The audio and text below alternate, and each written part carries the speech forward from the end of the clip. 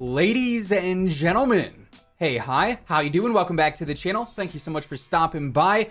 We're almost 2 years into Warzone. Obviously, March 10th, 2020 is when the game drops, so we're coming up on that 2-year mark. The game has been out for quite some time already, and we have seen a ton of updates between the Modern Warfare era, the Cold War era, and now the Vanguard era of the game.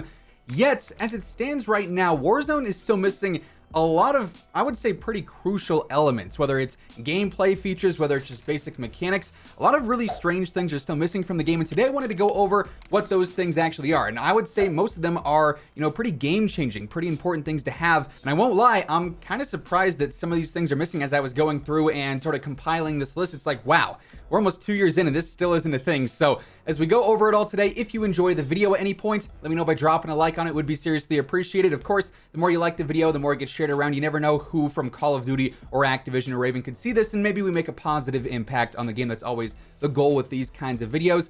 And of course, if you're new to the channel or if you have not already subscribed, right around 58% of viewers watching are not subbed yet, and we are super close to 800K. It would be awesome if we could hit that before the end of the year. And each and every day, I'm always covering everything going on in COD, between news, updates, loadouts, tips. It's all right here. So feel free to subscribe with your notifications turned on. So getting right into it, one feature that I feel like we definitely should have when it comes to the gunsmith, specifically for Vanguard weapons, is the ability to save our own custom blueprints. Surprisingly, this was not a feature at launch in Vanguard multiplayer, but since then they have actually added in the ability to save your own custom blueprints. If you want to use, a certain silencer, a certain barrel, a certain optic, and a certain magazine attachment on every single build, you can just save those 4 attachments as its own custom blueprint and select that right away. You don't have to worry about that ever, which is super convenient. Obviously, we have that for Modern Warfare. We have that for Cold War weapons in Warzone already, but we don't have it for Vanguard, which I feel like is especially inconvenient because Vanguard weapons have up to 10 attachments, whereas the other ones just have 5. And let's be real here,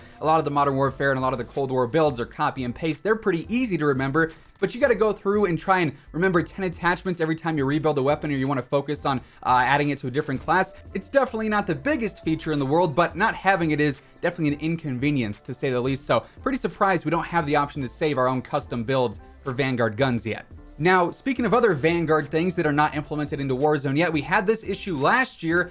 There's no Vanguard Zombies Camos available to use in Warzone as of right now. As we know, last year when it came to the Cold War Zombies Camos and Dark Ether and everything going on there, it took well over half the year for those camos to finally be added into Warzone. It was something that was on top of the list in terms of community requests, and it took way too long for those to be added to the game. Now, once they were added, it was awesome. Being able to use Dark Ether, which I grinded out, right as the game dropped, specifically for Warzone, was nice to be able to use in game. I won't lie, this year when it comes to Dark Ether and everything in Vanguard Zombies, I'm not as enticed to play just because Zombies this year is really not my jam. I really liked it in Cold War, but this year the gameplay is just odd. I don't also think the camos look all that great for what it's worth. Dark Ether just doesn't really stand out to me like it did previously in Cold War, so personally, I'm not a huge fan of it, but there's obviously a huge community that loves playing Zombies and Warzone, and they're not able to use all the camos that they've gone ahead and grinded out there for no real reason. Like, I just don't get why this is not something that's been added to the game yet. It's just a strange thing to have missing still, just like last year didn't make much sense either. But I assume it's going to be happening at some point in time. As to when, though, that is just a giant question mark for the time being. Now, though, that said, let's shift over to some gameplay elements and some gameplay mechanics that are missing that I think a lot of people agree these should probably be in the game. Let's start first with the ability to toggle on or off with your gas mask. Now, with the whole Pacific update, they made a huge talking point in one of their blog posts, how they updated the gas mask equipping animation, so it's not going to interrupt you as often anymore, except it doesn't interrupt you if you're reloading or you're plating. However, that was a loud car that just drove by. However, it still interrupts you constantly if you're trying to run out of the gas and get ahead of an enemy that's also rotating in with you. It still interrupts you if you're aiming down sights or in the middle of firing at an enemy. It is by far one of the most inconvenient things in all of Warzone right now, and I feel like it could be simply fixed with the ability to either toggle it on or off. You can put it on when you want to, you can take it off when you want to. That way, if you're okay with, coughing in the gas for a couple of seconds and making that audible cue that your enemies are going to be able to hear just because you don't want to have your shooting or your ADSing interrupted by the animation, you should be able to do so. At the same time, if you want to put your mask on earlier so that when the gas does come in, you already have it equipped, then you're good to go. You lose obviously some vision there, but it's gonna, you know, preemptively you get rid of that animation. So I feel like having a toggle on or off option would just counteract a lot of issues that the gas mask currently has and the nuisance that it really is in game. Another feature that we had back in Cold War and Vanguard this year that I'm sure everyone has already sort of been writing up their comments about, an FOV slider for console. I mean, how many times have we talked about this since the whole Pacific update, or honestly since Warzone dropped? Not having that FOV slider on console is a massive disadvantage for console players. The difference between playing on 80 FOV versus even 100, 110, or 120 is quite literally night and day. I will never go back to playing on 80 FOV.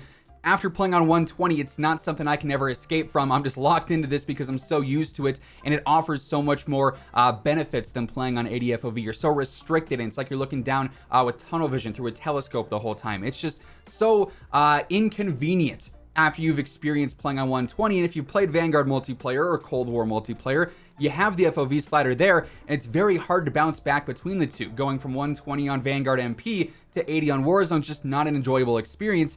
You know, old gen aside, the PlayStation 5 and Xbox Series X and S, they should have an FOV slider. I just don't see why that's not a thing at this point. Also, sort of piggybacking off of that, because there is such a distinct disadvantage between console and PC, the fact that you still can't disable crossplay is very strange to me. Obviously, crossplay is awesome, and I love being able to play with my friends on console if they want to experience, you know, some of the PC lobbies and some of the sweatier lobbies. But if you don't want that experience, you don't want to be at a constant disadvantage because there's forced crossplay, that's just not a super enjoyable time for some console players. So I do feel like that's also very strange. PlayStation can sort of disable it and sometimes play PlayStation only lobbies, but Xbox doesn't have that. And even on PC, if you didn't want to play with console players for whatever reason, you still can't really disable it there either. It's just a weird system that is not ideal for really anybody, I would say. But moving on from that, another feature that I feel like would be especially convenient for players who could master this is simply being able to cut your parachute at any given time. Now, for what it's worth, we do have the setting to turn parachute auto deploy on or off. I would always recommend having it off. That way you can get as close to the ground as possible and then pull your chute so that you can, you know, get down to all the loot and to the guns faster than enemies who have it auto deploy on, because it's always going to automatically pull at that certain height if you do have it turned on. But my main issue is that you can't cut your chute sometimes when you're getting really close to the ground. So if you pull your chute and you're close, you're gonna have to wait for that to slowly fall down and for you to hit the ground, and then you can get on with your day, right? But you have to sit there and wait for that. And if there's enemies on the ground and you're trying to get down there ASAP, you gotta wait for your chute to cut there because it's not cutting, you know, 8 meters above the ground.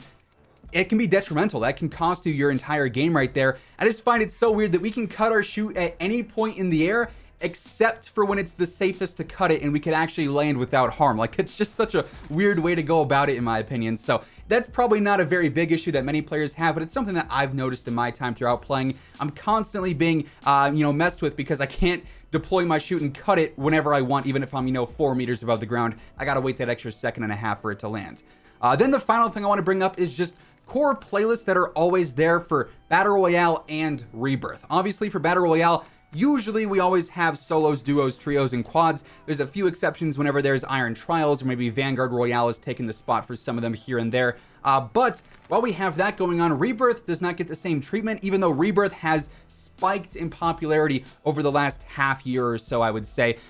Rebirth really has just blown up, and there's always only one, maybe two modes max for Rebirth, and it's never the option of trios and quads or solos and quads or whatever it may be. It's usually something like Resurgence trios and then mini Royale duos or something like that. I just feel like because Rebirth is so popular, we should have Battle Royale, solos, duos, trios, and quads, and then also Rebirth, solos, duos, trios, and quads. Just that way, everyone's happy, right? There's never that player base that feels alienated because they want to play with their 4-man squad on Rebirth, but it's duos for the whole week, and it's like, well, we don't really want to play Caldera. What do we do for the next week? I just feel like it'd benefit the player base a little bit more if that were a thing. So yeah, with all that being said, those are some features that are still missing from Warzone, or some things that are still missing from Warzone that I'm surprised have not been added to the game yet, despite the game being out for so long. But that's gonna wrap things up for today. If you guys enjoyed the video, or if you would also like to see these things added in, let me know by dropping a like on the video itself. Would be seriously appreciated. And of course, if you're new to the channel, or if you have not already subscribed, this is the best place to be for everything going on in COD. Between news, updates, loadouts, tips, it's all right here every single day. So feel free to subscribe. That way you can always stay up to date. As always, if you want to check out any of my partners, be sure to use code IMMORTAL for a spicy discount on all Scuff, G Fuel, Gamer Advantage, and Control Freak products. The links for all those can be found down in the description below.